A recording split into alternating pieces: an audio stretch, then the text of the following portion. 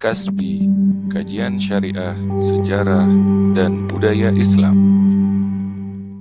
Bismillahirrahmanirrahim. Assalamualaikum warahmatullahi wabarakatuh. Hai teman-teman yang dimuliakan Allah Subhanahu wa Ta'ala. Baru-baru ini ada informasi yang lagi hot. Di Mesir ada seorang dai namanya Syekh Muhammad Hasan Abdul Ghaffar yang kemudian ditahan oleh polisi Mesir. Sebabnya adalah beliau menyebut di media sosial secara terang-terangan bahwa beliau membenci kedua orang tua Rasul Shallallahu Alaihi Wasallam. Wallahi wa billahi wa tallahi ana abghud abawain nabi lian Allah yabghudhu wa lian nabi yabghudhu. Baik, ini sebenarnya isu turunan dari perdebatan apakah orang tua Rasul itu masuk surga atau neraka. Semua permasalahan ini bermula dari hadis ketika ada sahabat yang datang ke Rasul kemudian bertanya, "Ya Rasul, aina abi?" Wahai Rasul, di mana bapakku nanti? Di surga atau di neraka? Maka Nabi mengatakan, "In abaka finnar," bapakmu nanti akan masuk neraka. Kemudian orang itu merasa sedih, pergi dari Rasul, kemudian dipanggil oleh Rasul, kemudian keluarlah kalimat, "Inna abi wa abaka finnar." Sesungguhnya bapakku dan bapakmu sama-sama masuk neraka. Kemudian hadis ini memunculkan banyak sekali perdebatan, perselisihan pendapat di antara para ulama. Sebagian ulama mengambil lahir teks hadis dan menyatakan bahwa memang orang tua Nabi itu meninggal dalam keadaan kafir dan akan masuk ke dalam neraka. Tapi sebagian lain mengatakan yang dimaksud dengan abi, bapakku, di sini itu bukanlah bapak secara harfiah. Kenapa? Karena di dalam Al-Quran, ketika Allah menyebutkan posisi Nabi Ishak, Nabi Ibrahim, Nabi Ismail terhadap orang-orang Bani Israel, itu menggunakan kata aba, jamak dari ab atau bapak. Artinya, paman bisa disebut sebagai ab atau bapak secara bahasa.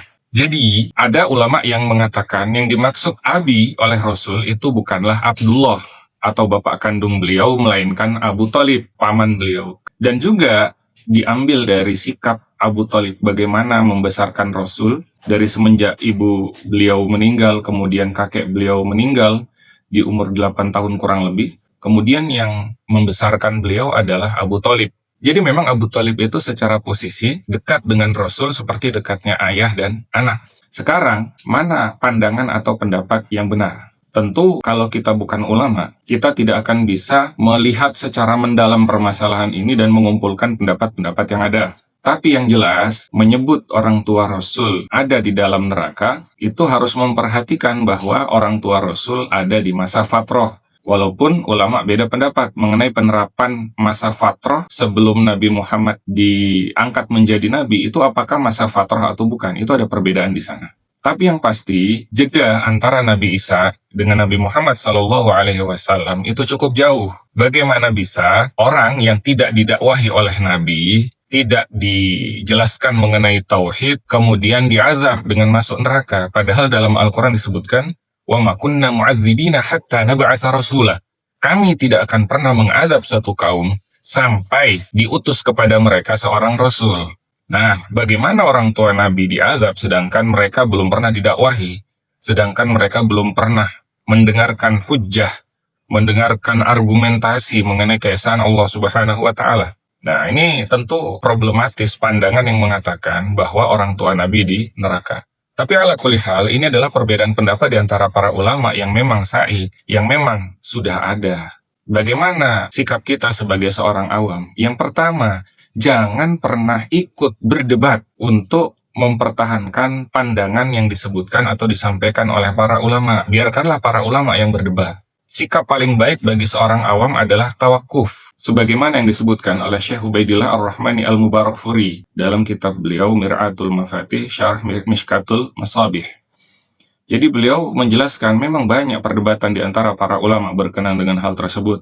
Ada yang membuat tulisan untuk mendukung klaim bahwa orang tua Nabi itu akan masuk neraka karena meninggal dalam keadaan kafir, dan sebagian lain juga membuat karangan yang mendukung bahwa orang tua Nabi itu akan masuk dalam surga.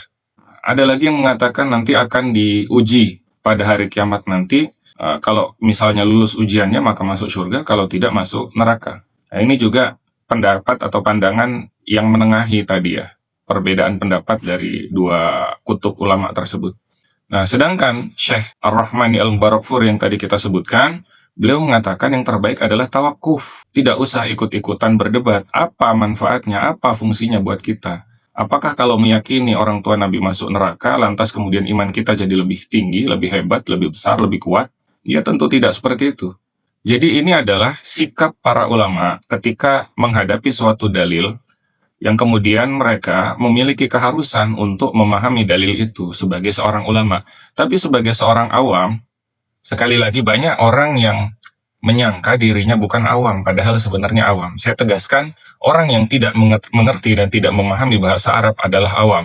Orang yang meski dia tahu bahasa Arab tapi tidak memahami ilmu-ilmu alat, dia juga awam. Orang yang mengetahui ilmu-ilmu alat tapi tidak mendalam pemahamannya, dia juga termasuk dalam kategori awam. Maka mayoritas kita di sini adalah awam. Sehingga tidak layak rasanya jika harus bersikap seperti seorang ulama dan ikut-ikutan kemudian dalam perdebatan mereka. Kembali kepada kasus Syekh Muhammad Hasan Abdul Ghaffar ya, akhirnya ditangkap oleh polisi Mesir karena mengatakan bahwa beliau membenci orang tua Rasul Shallallahu Alaihi Wasallam. Bahkan murid beliau atau pengikut beliau ya, ada yang lebih parah lagi, menyebut orang tua Nabi sebagai Al-Kalbain, Al-Kalb. Silahkan diketik di Google Translate, alif, lam, kaf, lam, ba, atau kaf, lam, ba. Itu adalah nama hewan yang selama ini selalu dijadikan sebagai bahan makian di Indonesia.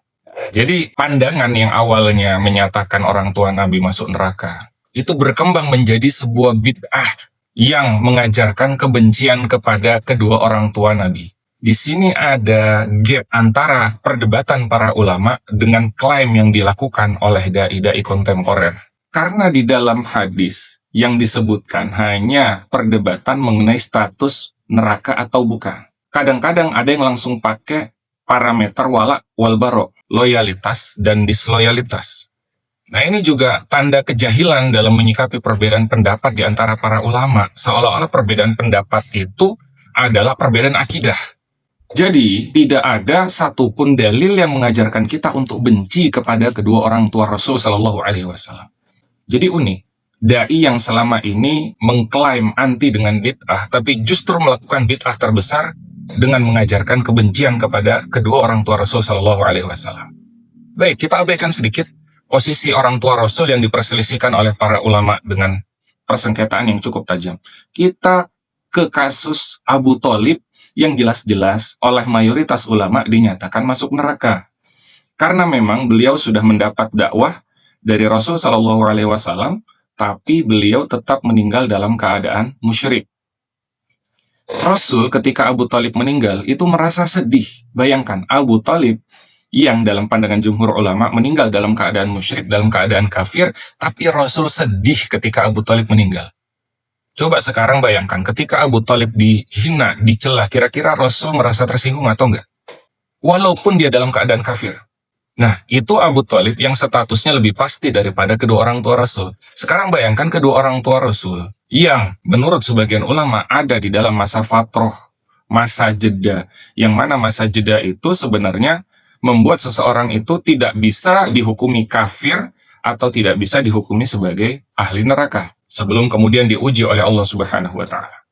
Maka ini merupakan salah satu bid'ah di zaman modern kita sekarang ini. Ketika seorang awam kemudian ikut serta masuk ke dalam arena perdebatan, maka bid'ahnya bertambah mungkar, bid'ahnya bertambah buruk. Mudah-mudahan ini jadi pelajaran untuk kita semua. Bagaimana bersikap, bagaimana menyikapi perbedaan pendapat di antara para ulama. Jangan pernah libatkan emosi pribadi. Jangan pernah libatkan tendensi pribadi. Ulama berdebat sesuai dengan dalil yang mereka pahami masing-masing, sedangkan banyak di antara kaum muslimin di zaman ini berdebat untuk mempertahankan ego pendapat dan pandangan yang dia tidak bisa tahu secara pasti dan mendasar apakah benar atau salah. Karena toh mereka tidak pernah menguasai ilmu-ilmu yang bisa membuktikan pandangan atau pendapat mereka itu. Mudah-mudahan ini jadi pelajaran untuk kita semua, lebih baik dalam bersikap, tahu diri, memposisikan diri sesuai dengan posisi kita, dan tidak merasa sombong atau merasa kita benar dan orang lain salah. Demikian teman-teman, Sahabat-sahabat ini dimuliakan Allah Subhanahu wa taala, mudah-mudahan bermanfaat. Aku qouli hadza astaghfirullaha wa lakum innahu ghafurur rahim. Assalamualaikum warahmatullahi wabarakatuh.